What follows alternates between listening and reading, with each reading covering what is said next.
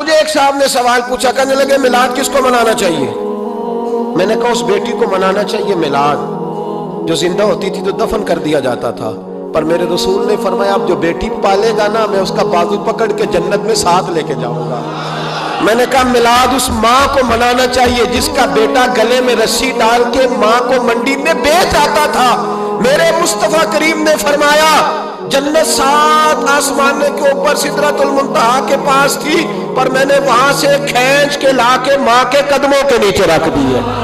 میلاد اس باپ کو منانا چاہیے جس کی اولاد ڈنڈوں سے مارتی تھی، پر رسول کریم علیہ السلام نے فرمایا سن لو سن لو سن لو، اب جس کا ابا راضی ہوگا اسی کا اللہ راضی ہوگا۔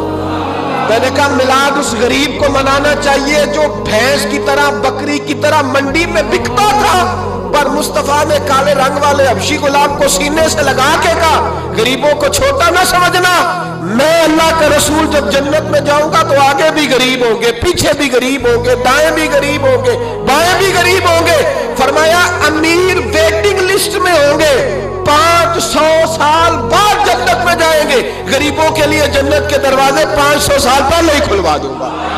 اسے منانا چاہیے، میلاد منانا چاہیے۔ اور میں نے کہا مولوی سن، تجھے پوچھتا کوئی نہ، تیرا ذکر کوئی نہ کرتا، لیکن تو ممبر پہ بیٹھا ہے، تو محمد عربی کے نام کا کھا رہا ہے، تو علی کے نام کا کھا رہا ہے، تو عمر عثمان اور ابو بکر کے نام کا کھا رہا ہے، تو حسنین کا صدقہ کھا رہا ہے۔ تجھے نہ تیری کبھی کسی نے برادری پوچھی، نہ کبھی تیرا کسی نے ایڈریس پوچھا، نہ کبھی کسی نے تیری سند پوچھی۔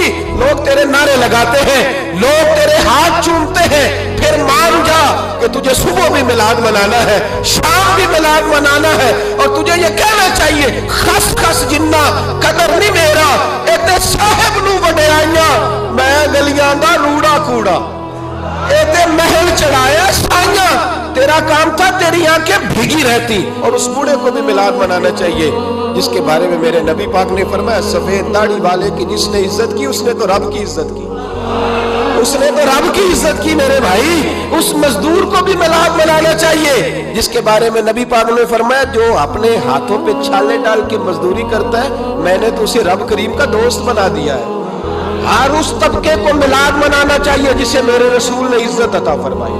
اس بہن کو بھی میلاد منانا چاہیے جس کے بارے میں نبی پاک نے فرمایا اگر کسی کا باپ چلا جائے اور اس کے حصے میں بہنیں آ جائیں، 4 بہنیں، 3 بہنیں یا 2 بہنیں بیاہ کے جو آیا تم سے، میرے محبوب نے فرمایا میری انگلیاں جڑی ہوئی ہیں نا، اس طرح میں اسے اپنے ساتھ جوڑ کے جنت میں لے کے جاؤں گا۔ اس بہن کو میلاد نہیں منانا چاہیے۔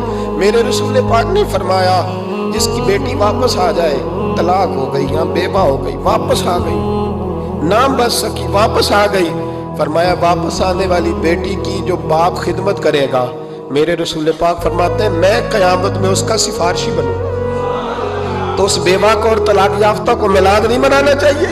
وہ اس رسول کا ذکر نہیں کرے گی؟ اس نے اتنا درجہ دے دیا، اتنا نواز دیا، اور تجھے تو صبح و شام میلاد میلاد کرنا چاہیے تھا، تجھے تو صبح و شام درود درود کرنا چاہیے تھا، سلام کے گجرے بھیجنے چاہیے، یا رسول اللہ یا رسول اللہ کہتے تیری زبان جو ہے وہ ہر وقت تر رہنی چاہیے تھی، تو بحث کر رہا ہے، تو اس پہ دلیلیں دے رہا ہے، تو اس پر باتیں کر رہا ہے۔ حضرت عمر سے پوچھنا، حضرت عمر سے، جناب اسامہ بن زید رضی اللہ تعالیٰ عنہ حضور کے غلام تھے، نبی پاک ان سے بڑا پیار کرتے تھے۔ ایک جنگ میں پیسے آئے، حضرت عمر فاروق رضی اللہ تعالیٰ عنہ نے 25,000 دیا اپنے بیٹے کو، اور اسامہ بن زید کو 50,000 دینار دیے۔ بیٹا کہنے لگا ابا جی وہ تو چھوٹے ہیں میں بڑا ہوں، وہ حضور کے زمانے میں بچے تھے میں جہاد کرتا تھا، یہ آپ نے کیا کیا؟ تو حضرت عمر رو پڑے، کہنے لگے بیٹا یہ تیرے باپ کے سر پر جو عزت کے بال ہے یہ مصطفیٰ کے اگائے ہوئے ہیں۔ یہ نبی پاک، اسامہ سے نبی پاک کا پیار بڑا تھا، حضور کی محبت بڑی تھی۔ بیٹا اس کے ناک سے ریٹ نکلتی تھی تو رسول پاک اپنے ہاتھوں سے صاف کر دیتے تھے، حضور اس کو گود میں بٹھاتے تھے، میں کیسے بھول جاؤں رسول پاک کے احسانات کیسے۔ حضرت عمر جا رہے تھے مکے کے رستے میں ایک تنا آیا، کھجور کا خشک تنا، حضرت عمر نے اس کو بازوؤں میں لے کے رونا شروع کر دیا۔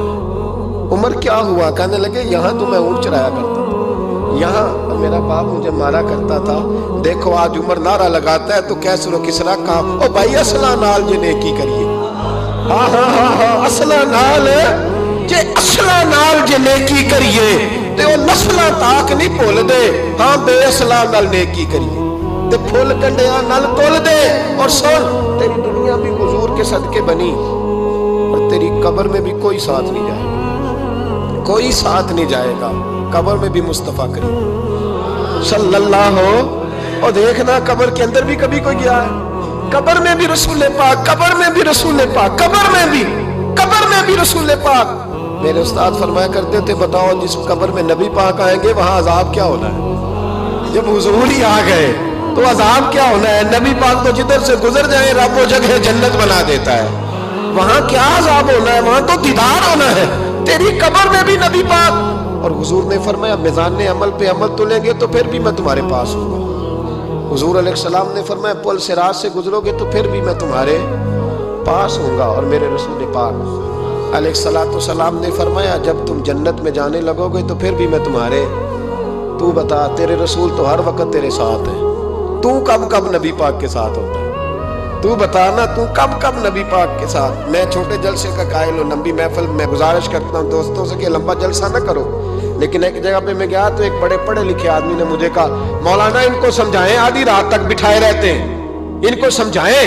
میں نے کہا میں سمجھاؤں گا پر آپ بھی ذرا اپنا لب و لہجہ تھوڑا دھیما کریں، تو پوری رات نہیں نبی پاک کے لیے جاگا، اور میرے رسول تو ساری حیات تیرے لیے جاگتے رہے، ساری رات محبوب نے۔ کیا کہتے ہیں بریلی کے امام اعلیٰ حضرت فرماتے ہیں ان کی مہک نے دل کے غنچے کھلا دیے، وہ جس راہ چل دیے ہیں کوچے بسا دیے ہیں، میرے قریب سے کر قطرہ کسی نے مانگا دریا بہا دیے، دردے بہا دیے ہیں، اور اللہ کیا جہنم اب بھی نہ سرد ہوگا؟ اللہ کیا جہنم اب بھی نہ سرد ہوگا؟